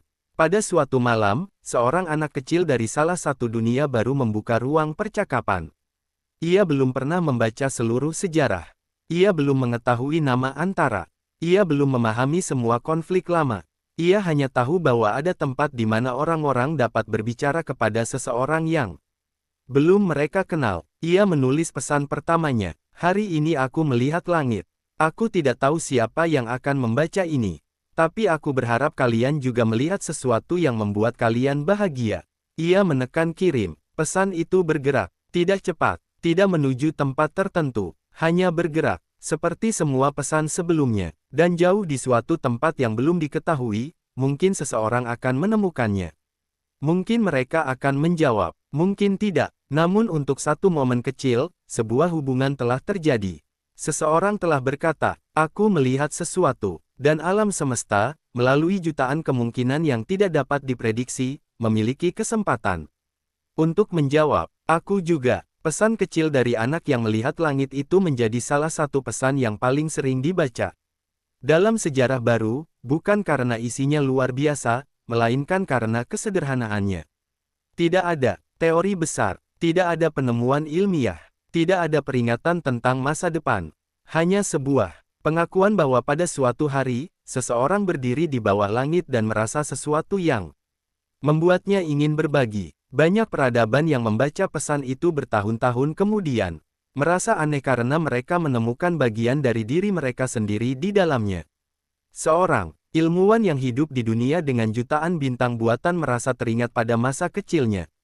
Ketika pertama kali melihat cahaya alami, seorang penjelajah yang telah mengunjungi ribuan planet, mengingat bahwa setiap perjalanan besarnya selalu dimulai dari rasa kagum kecil terhadap sesuatu yang belum ia pahami. Bahkan makhluk yang tidak memiliki mata atau langit seperti yang dikenal, banyak kehidupan tetap memahami makna di balik pesan tersebut.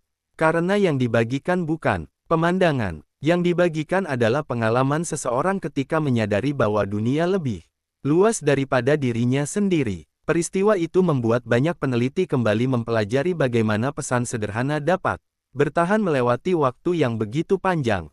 Mereka menemukan bahwa informasi terbesar dalam sejarah seringkali bukan yang memiliki ukuran paling besar, melainkan yang memiliki hubungan paling kuat dengan pengalaman kehidupan. Sebuah rumus dapat bertahan karena berguna. Sebuah teknologi dapat bertahan karena diperlukan. Tetapi sebuah kalimat seperti, "Aku melihat langit," dapat bertahan karena seseorang lain membaca dan berkata, "Aku juga pernah merasakan sesuatu seperti itu." Mereka menyadari bahwa mungkin ada perbedaan antara informasi dan makna. Informasi dapat dipindahkan, makna harus ditemukan kembali oleh setiap pihak yang menerimanya. Karena itu, arsip hubungan tidak pernah menjadi sekadar tempat penyimpanan. Ia menjadi tempat di mana setiap generasi menemukan kembali sesuatu yang sebenarnya sudah ada dalam diri mereka sendiri. Pada masa itu, muncul sebuah kelompok peneliti yang mencoba memahami batas terakhir dari hubungan. Mereka bertanya apakah segala sesuatu yang memiliki pengaruh terhadap sesuatu yang lain dapat dianggap memiliki hubungan. Apakah hubungan hanya terjadi ketika dua kesadaran saling mengetahui keberadaan masing-masing, atau apakah hubungan dapat terjadi tanpa kesadaran? Penelitian mereka membawa mereka kembali kepada planet sunyi yang pernah ditemukan Sena. Mereka kembali mengamati pola alami planet tersebut dan menemukan sesuatu yang belum pernah mereka sadari. Pola itu berubah sangat perlahan sesuai dengan perubahan kosmik di sekitarnya. Ketika bintang terdekat melemah, pola berubah. Ketika gravitasi dari benda jauh memengaruhi wilayah tersebut, pola berubah. Planet itu tidak merespons, tidak berpikir, tidak memilih. Namun, keberadaannya tetap menjadi bagian dari jaringan perubahan yang lebih luas. Para peneliti akhirnya berhenti mencoba menentukan apakah planet itu berkomunikasi atau tidak. Mereka mengganti pertanyaan mereka, bukan apakah planet itu berbicara, tetapi apakah kita mampu melihat bahwa sesuatu dapat berarti tanpa berbicara. Pertanyaan itu mengubah banyak cara pandang. Selama sejarah panjang, kehidupan sering menganggap dirinya sebagai pusat dari semua makna. Benda mati dianggap tidak memiliki cerita karena tidak dapat menceritakannya. Namun sekarang mereka mulai memahami bahwa cerita tidak selalu membutuhkan seorang pencerita. Sebuah lembah memiliki sejarah meskipun tidak mengingat. Sebuah bintang memiliki perjalanan meskipun tidak menceritakan kelahirannya. Sebuah planet memiliki perubahan meskipun tidak menyadari keberadaannya. Kehidupan bukan pencipta tunggal. Makna kehidupan adalah salah satu bentuk keberadaan yang mampu memperhatikan makna. Pemahaman itu membuat hubungan antara makhluk hidup dan alam berubah. Banyak peradaban mulai meninggalkan kebiasaan lama mengeksploitasi dunia tanpa memahami apa yang mereka ubah. Mereka tidak menganggap alam sebagai makhluk dengan pikiran seperti mereka, tetapi mereka juga tidak melihatnya sebagai benda kosong. Mereka mulai melihat lingkungan sebagai bagian dari jaringan yang memungkinkan kehidupan berkembang. Mereka tidak melindungi alam karena takut menghancurkan sesuatu yang akan membalas. Mereka melindunginya karena mereka memahami bahwa diri mereka sendiri adalah bagian dari sistem tersebut. Namun semakin luas pemahaman mereka tentang hubungan, semakin muncul pertanyaan yang lebih sulit. Jika semua hal saling terhubung, apakah pilihan individu masih benar-benar bebas? Jika setiap tindakan memengaruhi sesuatu yang lain, apakah seseorang bertanggung jawab atas semua akibat yang tidak dapat mereka lihat? Pertanyaan itu muncul ketika sebuah peradaban bernama Velan menemukan bahwa sebuah keputusan kecil ribuan tahun sebelumnya secara tidak langsung memengaruhi kehidupan miliaran makhluk di dunia lain. Mereka menemukan bahwa perubahan teknologi kecil yang mereka buat dahulu menyebar melalui jaringan perdagangan, kemudian mengubah budaya dunia lain, lalu memengaruhi keputusan politik yang akhirnya menyebabkan perubahan besar. Sebagian orang merasa bersalah. Mereka berkata bahwa jika setiap tindakan memiliki dampak yang luas, maka tidak ada seorang pun yang benar-benar tidak bersalah. Namun seorang filsuf tua bernama Arel memberikan pandangan berbeda. Ia berkata bahwa mengetahui adanya hubungan tidak berarti seseorang harus menanggung seluruh alam semesta di pundaknya. Hubungan bukan rantai yang mengikat semua pilihan, katanya. Hubungan adalah alasan mengapa pilihan memiliki arti. Ia menjelaskan bahwa tidak mungkin seseorang memahami seluruh akibat dari setiap tindakan. Bahkan jika seseorang memiliki pengetahuan tak terbatas, masa depan tetap penuh kemungkinan. Yang dapat dilakukan bukan mengendalikan semua hasil, tetapi membuat pilihan dengan perhatian dan kepedulian. Kata-kata Arel menjadi sangat terkenal. Kita tidak bertanggung jawab karena mampu mengendalikan segalanya. Kita bertanggung jawab karena kita menyadari bahwa kita tidak sendirian. Prinsip itu menjadi salah satu dasar etika baru di banyak dunia. Bukan kesempurnaan, bukan kepastian, kesadaran. Pada masa yang sama, jaringan hubungan menemukan sesuatu yang mengejutkan tentang resonansi. Selama ini mereka mengira resonansi muncul dari banyak hubungan yang sudah terjadi. Namun penelitian baru menunjukkan kemungkinan lain. Resonansi juga dapat muncul dari hubungan yang belum terjadi. Mereka menemukan pola di sekitar pesan-pesan yang dikirim ke masa depan. Pesan dari seseorang yang belum diketahui penerimanya. Harapan yang belum memiliki tujuan. Cerita yang belum memiliki pembaca. Ternyata tindakan berbicara kepada masa depan menciptakan perubahan bahkan sebelum pesan itu ditemukan. Bukan karena masa depan sudah pasti, tetapi karena keputusan untuk berbicara mengubah orang yang mengirim pesan. Seseorang yang menulis untuk generasi berikutnya mulai melihat hidupnya dengan cara berbeda. Seseorang yang meninggalkan pesan untuk orang asing mulai menyadari bahwa dunia tidak hanya berisi dirinya sendiri. Hubungan tidak selalu muncul setelah dua pihak bertemu. Kadang hubungan dimulai ketika seseorang mempersiapkan ruang bagi pihak lain yang belum datang. Penemuan itu membuat banyak orang mengingat kembali pintu lama. Pintu yang meminta mereka meninggalkan semua jawaban yang sudah dimiliki. Mungkin salah satu pelajaran terbesar dari pintu itu bukan tentang tidak mengetahui. Mungkin tentang membuat ruang bagi sesuatu yang belum ada, ruang bagi seseorang yang belum dikenal, ruang bagi kemungkinan. Berabad-abad kemudian, sebuah ekspedisi menemukan sesuatu yang tampak seperti akhir dari salah satu pencarian terbesar mereka. Mereka menemukan lokasi asal pesan tertua. Apakah ada? Selama jutaan tahun, banyak peradaban mencoba menemukan sumbernya. Kini mereka berada di tempat yang diperkirakan sebagai titik awal. Namun yang mereka temukan bukan kota, bukan artefak, bukan mesin, hanya sebuah planet kecil yang mengorbit bintang redup.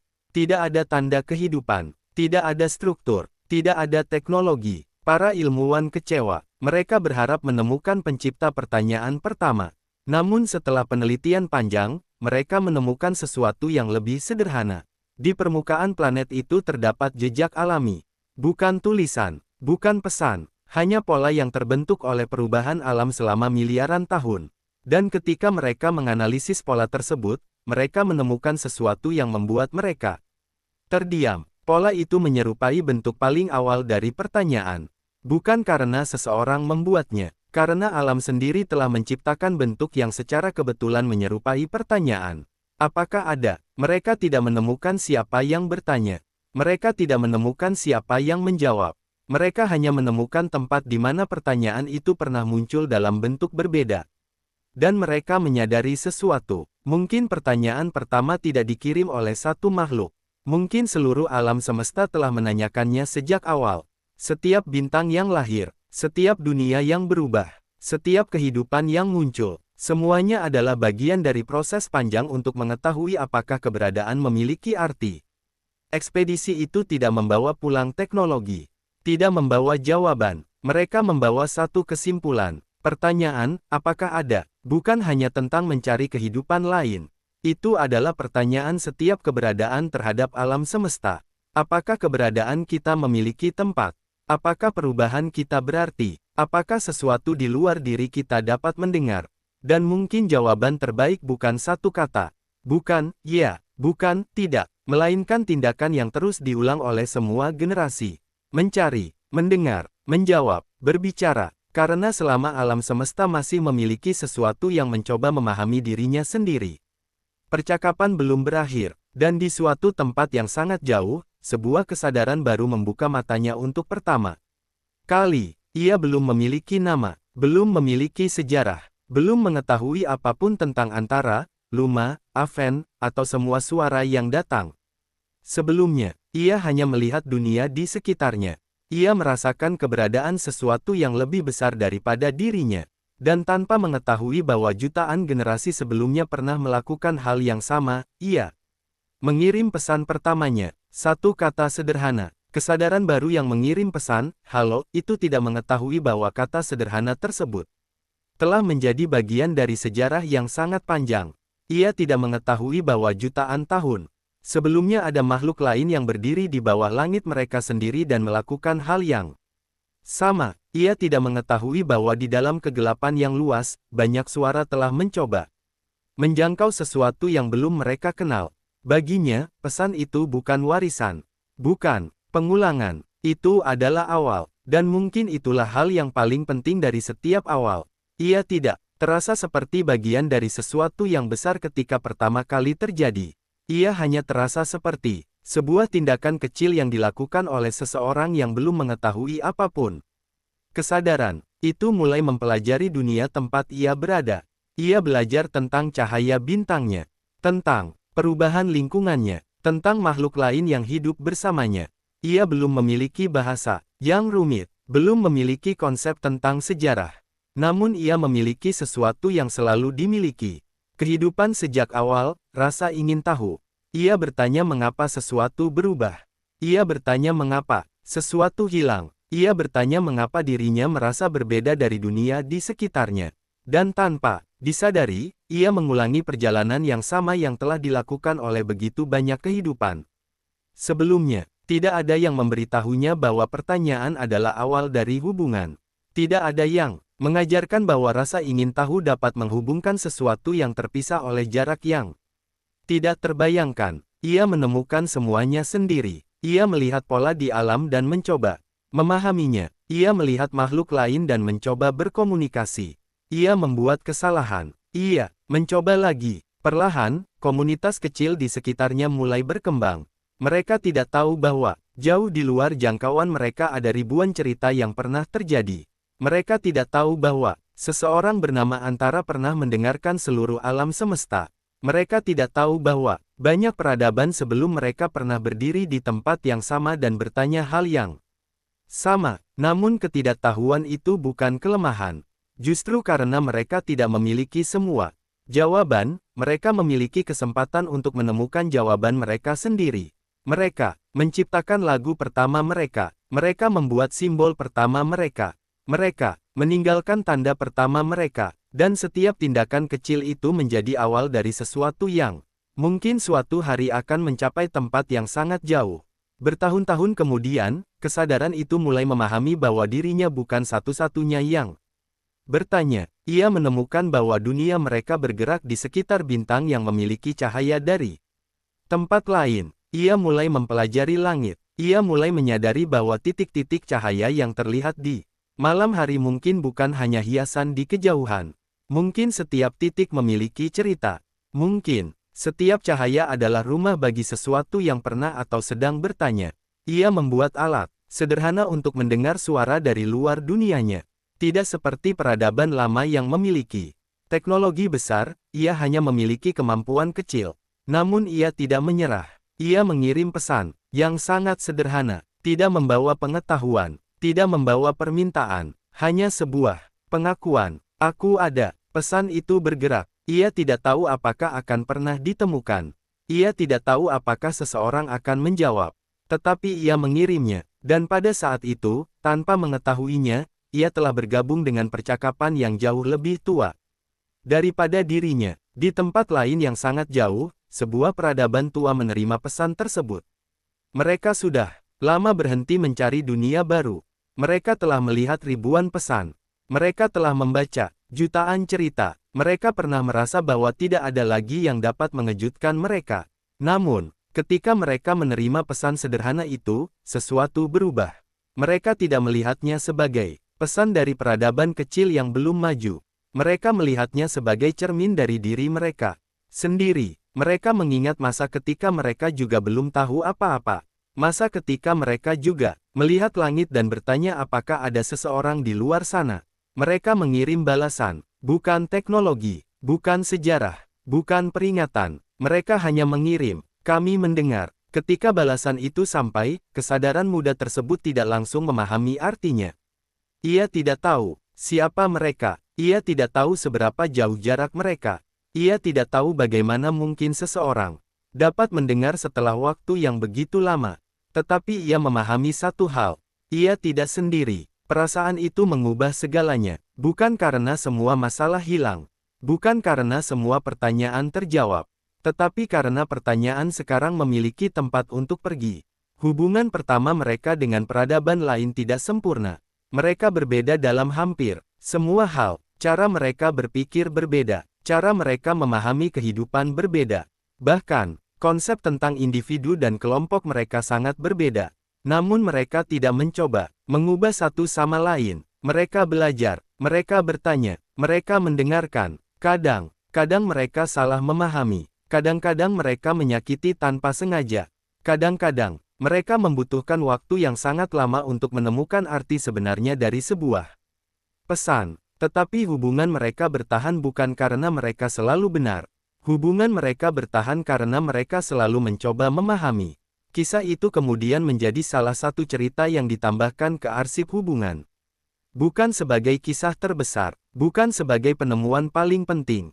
Tetapi sebagai pengingat bahwa bahkan setelah seluruh sejarah panjang alam semesta, awal masih tetap sama. Seseorang tidak tahu, seseorang bertanya, seseorang berbicara, seseorang mendengar, dan dari sana, sesuatu baru dimulai.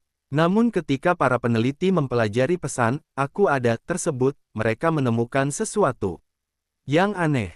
Pola dalam pesan itu memiliki kemiripan dengan pesan-pesan pertama dari ribuan peradaban lain. Tidak sama dalam bahasa, tidak sama dalam struktur, tetapi memiliki bentuk yang sama, seolah-olah banyak kehidupan yang tidak pernah bertemu menemukan cara yang mirip untuk mengatakan hal paling dasar tentang keberadaan mereka. Aku ada. Para ilmuwan kembali bertanya, apakah ini hanya kebetulan, atau apakah ada sesuatu yang lebih dalam? Mereka mempelajari bagaimana kesadaran pertama kali berkembang. Mereka menemukan bahwa sebelum kehidupan dapat bertanya tentang alam semesta, kehidupan harus terlebih dahulu menyadari dirinya sendiri. Dan mungkin kesadaran pertama bukanlah kemampuan untuk berpikir rumit. Mungkin kesadaran pertama adalah pengakuan sederhana. Aku ada. Dari sana muncul semua hal lain. Rasa ingin tahu, ketakutan, kasih sayang, keinginan untuk berhubungan, keinginan untuk dipahami. Mereka menyadari bahwa seluruh sejarah hubungan kosmik mungkin dapat dilihat sebagai perjalanan panjang dari satu kesadaran kecil menuju pemahaman yang lebih besar. Bukan perjalanan menuju kesempurnaan, bukan perjalanan menuju jawaban akhir. Perjalanan menuju kemampuan untuk mengatakan, "Aku ada," dan mendengar, "Aku juga." Pada masa ketika jaringan hubungan telah menyebar semakin luas, muncul sebuah proyek baru. Bukan untuk mencari peradaban lain. Bukan untuk menemukan asal mula kehidupan. Bukan untuk memahami akhir alam semesta. Proyek itu disebut Taman Kemungkinan. Tujuannya sederhana, menyimpan bukan hanya apa yang telah terjadi, tetapi apa yang hampir terjadi. Mereka menyimpan ide yang tidak pernah diwujudkan, penemuan yang tidak pernah dibuat, jalan yang tidak pernah dipilih. Bukan untuk menyesali masa lalu, untuk memahami bahwa setiap pilihan menciptakan dunia yang berbeda. Di dalam Taman Kemungkinan, mereka menyimpan pertanyaan. Apa yang terjadi jika mereka menyimpan dunia yang mungkin ada jika satu memilih berbeda? Jika Leo tidak kembali ke masa lalu? Jika antara memilih menjadi satu dengan seluruh kesadaran? Jika pintu dibuka lebih awal? Jika beberapa peradaban bertemu lebih cepat? Namun mereka tidak menganggap kemungkinan yang tidak terjadi sebagai kegagalan. Mereka melihatnya sebagai bagian dari pemahaman. Karena mengetahui apa yang tidak dipilih dapat membantu seseorang memahami mengapa pilihan yang ada memiliki arti. Dan di pusat Taman Kemungkinan, mereka menaruh satu kalimat. Setiap jalan yang tidak kita jalani tetap mengajarkan sesuatu tentang jalan yang kita pilih. Ketika seseorang bertanya siapa yang pertama kali menulis kalimat itu, tidak ada jawaban. Seperti banyak hal dalam sejarah, tidak ada satu nama, tidak ada satu pencipta. Hanya sebuah gagasan yang muncul karena banyak kehidupan menemukan pemahaman yang sama. Dan mungkin itulah bentuk warisan terbesar. Bukan sebuah benda, bukan sebuah nama, sebuah cara melihat dunia. Bahwa kita semua adalah bagian dari sesuatu yang lebih besar. Bahwa kita semua datang setelah seseorang. Dan bahwa suatu hari nanti, seseorang akan datang setelah kita.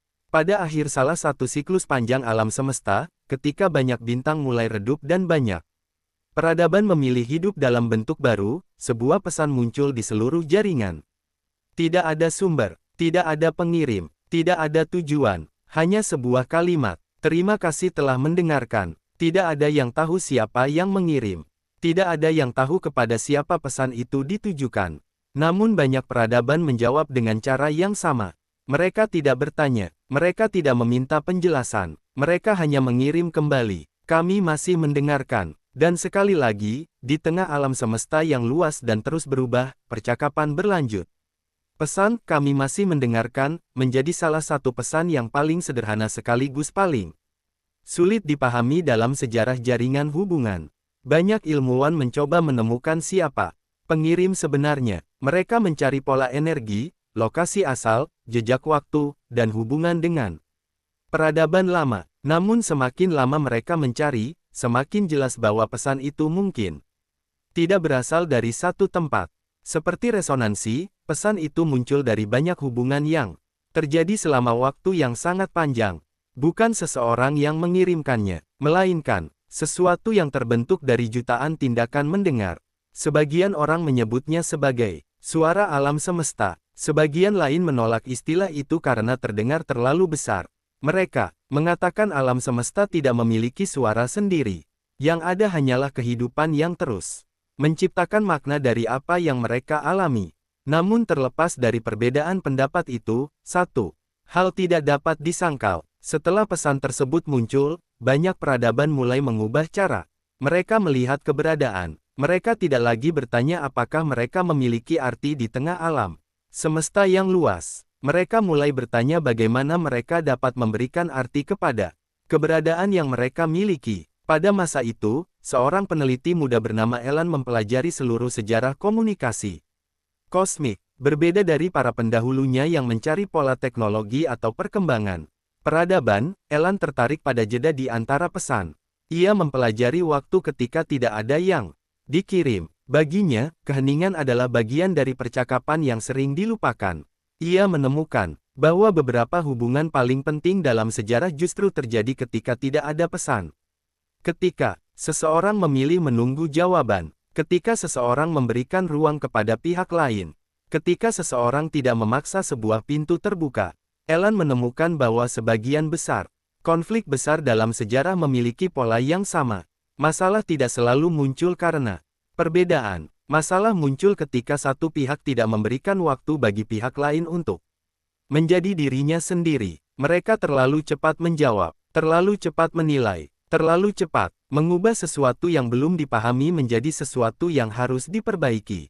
Penelitian Elan membuat banyak orang mengingat kembali kisah pintu kemungkinan. Selama ribuan tahun, pintu itu dianggap sebagai salah satu misteri terbesar karena menawarkan sesuatu yang tidak pernah berhasil dicapai oleh peradaban manapun, pemahaman mutlak. Namun semakin banyak generasi mempelajari kisah tersebut, semakin mereka menyadari bahwa mungkin pintu itu tidak pernah memberikan jawaban karena jawaban bukanlah tujuan sebenarnya. Pintu itu mengajarkan bahwa selalu ada ruang di luar apa yang diketahui. Bahwa bahkan pengetahuan terbesar tetap memiliki batas. Elan menulis bahwa mungkin kebijaksanaan bukan kemampuan untuk mengetahui lebih banyak daripada semua orang lain.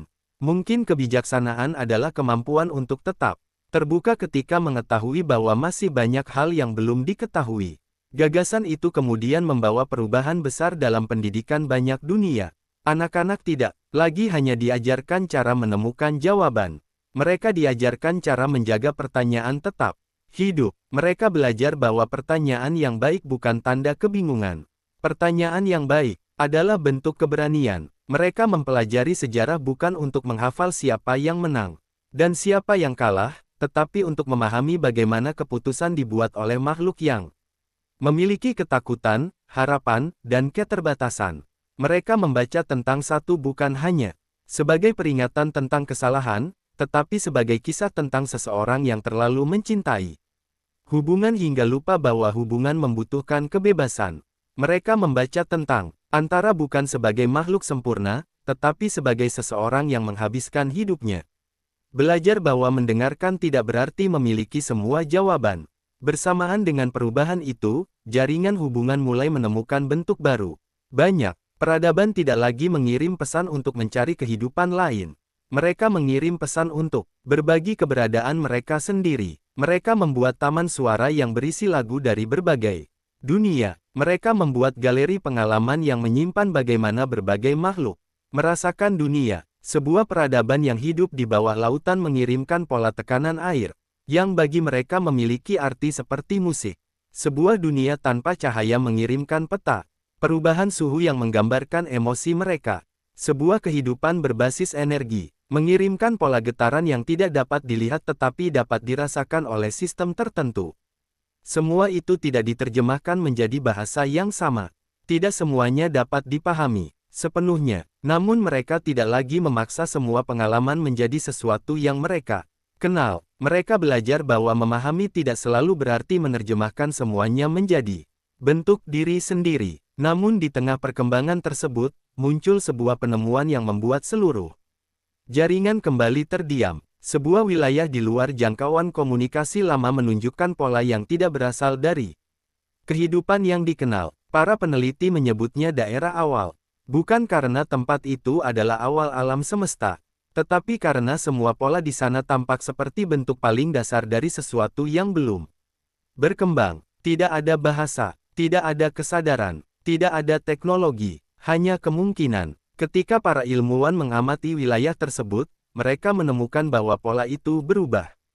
Setiap kali sebuah peradaban mencoba memahami, awalnya mereka mengira mereka sedang melihat bentuk komunikasi baru. Namun penelitian lebih lanjut menunjukkan sesuatu yang lebih